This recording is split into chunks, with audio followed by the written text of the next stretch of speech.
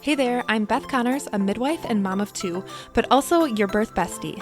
In this podcast, we'll dive deep into everything you need to feel confident, prepared, and in control, from baby bump to delivery room, from practical tips to personal stories. We'll cover it all so you know exactly what to expect every step of the way. Let's get into it. Hello, everyone. Welcome back to Your Birth Bestie podcast. Thank you so much for being here. I am just recovering tonight here right now as I record this from an eventful weekend of solo parenting. And I'm home with my daughters all week long, but I do look forward to, those brief breaks over the weekend when my husband is home to help.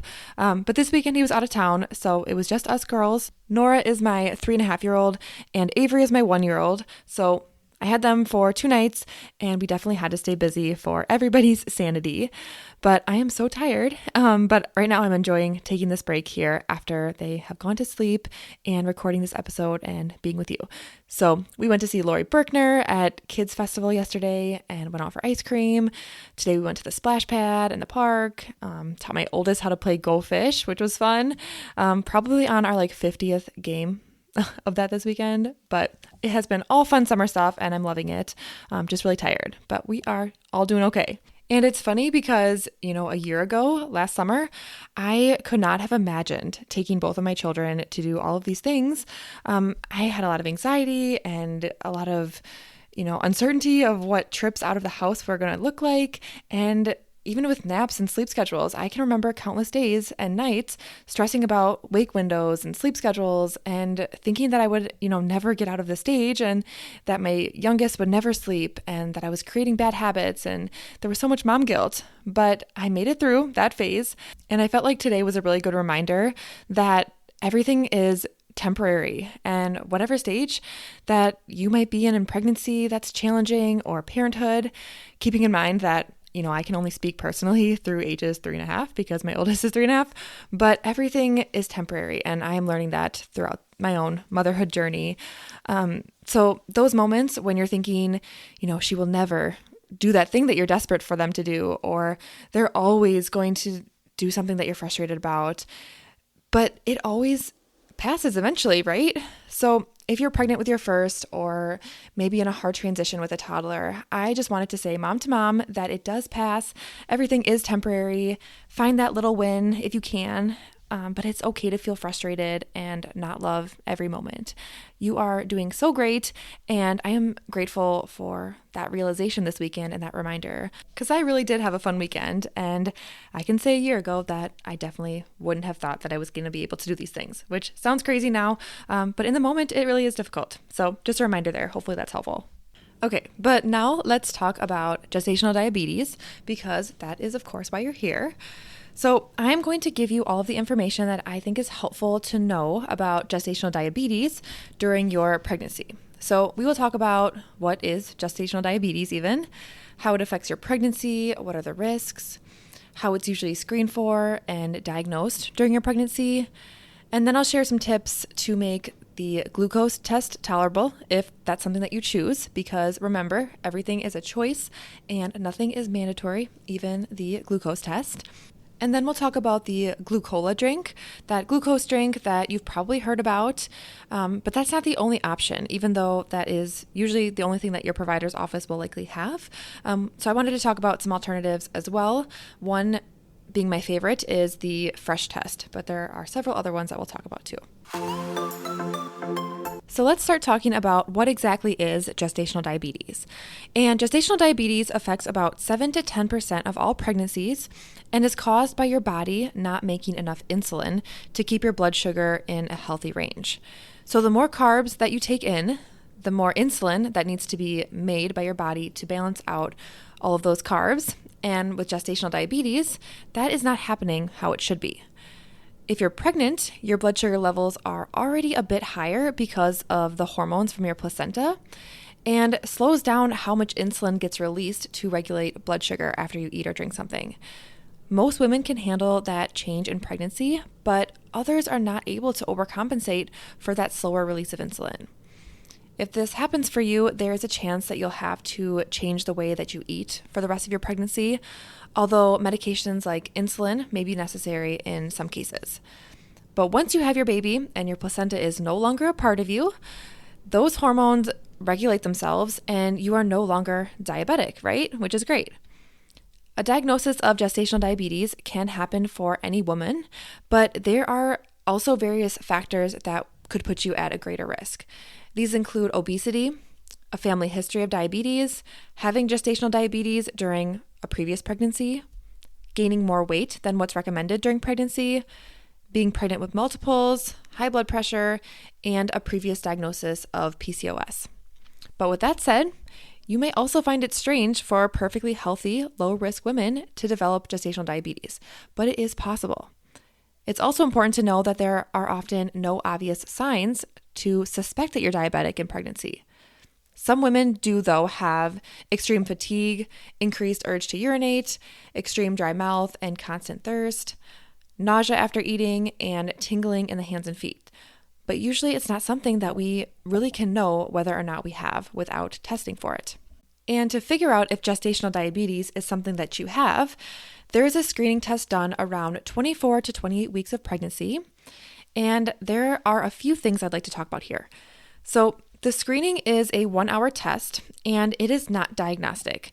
So that means that if you pass or you fail, it doesn't mean for sure 100% that you do or do not have gestational diabetes.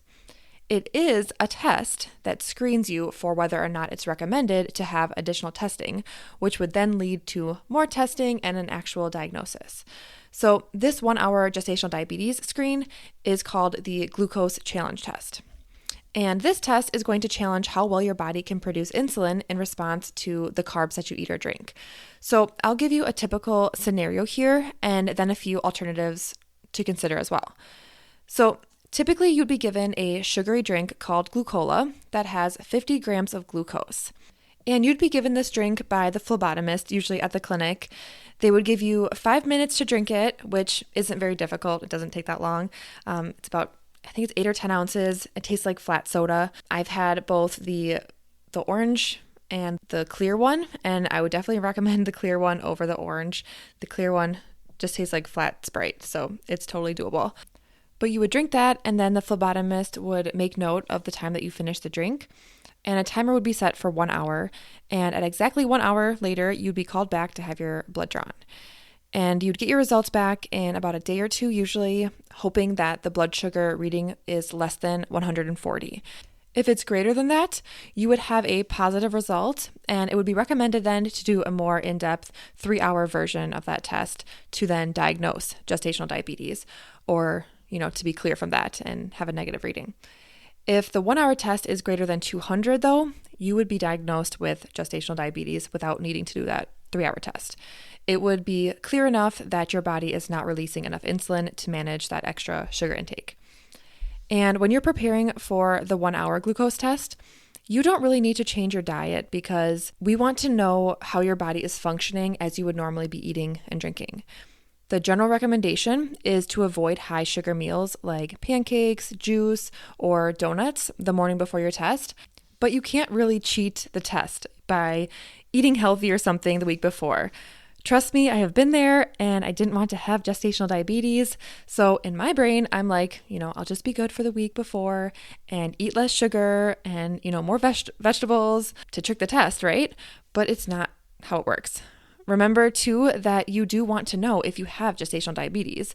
You wouldn't want to mask something potentially serious, right?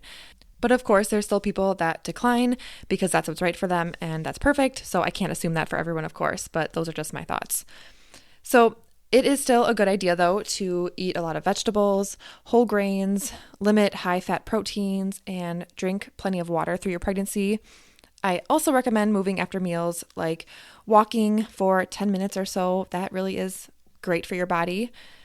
One tip, too, if you do any version of the glucose screening test, is to bring a snack with protein with you to your appointment and eat it after your blood is drawn and the test is over to really help stabilize your blood sugar from dropping really quickly after that really fast rise from the 50 grams of sugar that you just drank. Some people are just fine and the test doesn't affect them, but if you're sensitive, which is especially possible in pregnancy, you may experience increased heart rate, nausea, feeling really thirsty, or overall just really unwell due to that sugar crash. So that is the glucose challenge test.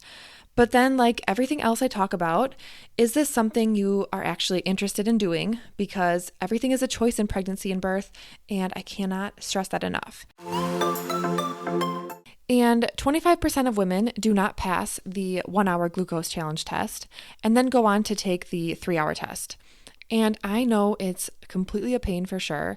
You don't want to make time for extra tests that take hours and hours, but I wanted to talk about how important it is to not skip this test, and that is my opinion.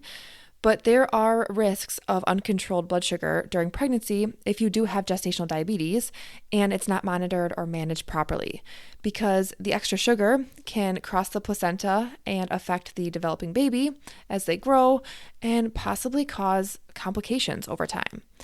And these complications include high birth weight, increasing birth injury or a rate of C-section, preterm birth and respiratory distress syndrome for baby, low blood sugar, which in severe cases may cause seizures in baby, higher risk of obesity and type 2 diabetes later in you or your child's life, and also for mom, increasing the risk of preeclampsia, which is high blood pressure in pregnancy. So I definitely believe that gestational diabetes is not something to fear. It's really just good to know how your body is functioning during pregnancy so you can take proper precautions with diet and exercise and have really just a healthy pregnancy overall. At a minimum, there should be a discussion about the benefits, the risks, and the alternatives to glucose testing to make an informed decision about what's best for you and your baby. The next thing I wanted to talk more about is the options for testing. You may have heard women declining the diabetes screen because of the ingredients that are in that Glucola drink that doctors' offices provide. And you're really not wrong to question it. The Glucola sugar drink has several ingredients that many people try to avoid, especially in pregnancy. We want to know what is going into our body. So some of these ingredients include the 50 grams of dextrose sugar, which is an ingredient in corn syrup, quote unquote natural flavor, which is an umbrella term similar to fragrance when looking for non-toxic products. Companies can actually put multiple ingredients under this term without disclosing what is added under that natural flavor. Brominated soybean oil, which is banned in Europe and Japan because it can inhibit thyroid function. It also irritates the membrane linings of the body cavities and the surfaces of your organs and can cause neurological symptoms. Artificial colors and dyes that are being studied for inflammatory effects and have been thought to cause migraines and allergies. There's a preservative called sodium benzoate and sodium hexametaphosphate that's used as a texturizer. These are several ingredients with potential adverse effects, so they're definitely something to be aware of. And this list may be surprising to you, but remember that the Glucola drink in pregnancy is optional. It's common and standard and heavily pushed by your provider, but I do also believe that I personally would want to know if I had gestational diabetes, since it's something that I likely wouldn't have any signs and symptoms of, but would place my baby and myself at risk. But please know, if you would also like to test, the Glucola drink is not the only way to test. So one alternative is tracking your blood sugars for 2 weeks at home with a finger poke, 2 hours after each meal. And according to the American Diabetes Association, the target for women testing blood glucose levels during pregnancy should be 120 or less 2 hours after a meal. This is also known as 2-hour postprandial readings. But if that does not sound appealing because of the multiple pokes or taking 2 weeks to test or any other reason, there are other alternatives as well. You can try organic candy alternatives consisting of 50 grams of sugar. These options do not contain the same 50 grams of dextrose sugar like in the Glucola drink, but it's unclear whether the different sugar types can lead to misdiagnoses of gestational diabetes because different sugars have different effects on blood sugar levels. Many candies, of course, too, have other ingredients and dyes, like the Glucola does, as well, if that's a concern. But the most important part is to find an alternative that is 50 grams of sugar. This can be difficult to exactly transfer to that recommended 50 grams of glucose because, for example, Twizzlers has corn syrup, It has wheat flour, sugar in the form of sucrose, and cornstarch. And according to a study done by Rakusin in 2013, one disaccharide sucrose molecule is composed of 1/2 glucose and 1/2 fructose. So each gram of sugar in Twizzlers would only have half the desired effect. So there are flaws to this alternative as well. But some other options to Twizzlers that people have used are eating 60 organic jelly beans, buying organic dextrose and dissolving it in 8 ounces of water, 6 ounces of orange juice and 1 banana, 16 ounces of just orange juice, 10 to 12 ounces of non-GMO grape juice, 10 ounces of non-GMO apple juice, or my preferred method that I would 100% do if I have another baby is the fresh test. And I'm not an affiliate or influenced in any way to share this product with you, but just from personal experience and the research that I've done, this option is absolutely great. And what the fresh test is, it's a diagnostic glucose beverage to be used to screen for gestational diabetes. They offer both a powdered version and a pre-mixed one. So for the powder, you would just mix it with 10 ounces of water until it's dissolved. You would drink it over less than 5 minutes like we talked about, and then have your blood drawn an hour later, which is just the same with the Glucola. There are only 3 ingredients in the fresh test, including non-GMO organic dextrose, crystallized lemon, and organic peppermint leaf to help with nausea and taste. The cost is $17 for one 50-gram pack. It is FDA registered and gluten, dairy, and latex free. And if you're interested, you can find more information at thefreshtest.com or on Instagram at thefreshtest, and I will put the links in the show notes as well. I just think the fresh test is a really amazing option with clean ingredients, and I've heard it tastes great, just like lemonade. So I wish this would have been an option for me, or I wish I would have known about it. So if I have another baby, I will definitely be doing this option. So I just wanted to wrap this up and say, please don't be afraid of the test because you are afraid of getting a positive result. It is important for you and for your baby and the health of your pregnancy. So I just really wanted you to know all of your options, choose what is the best for you. The fresh test and the 2-hour postprandial blood sugar readings for 2 weeks are really both great options. And if you're diagnosed with gestational diabetes, it definitely could be an overwhelming feeling and really scary, but I do have resources there for you as well to check out.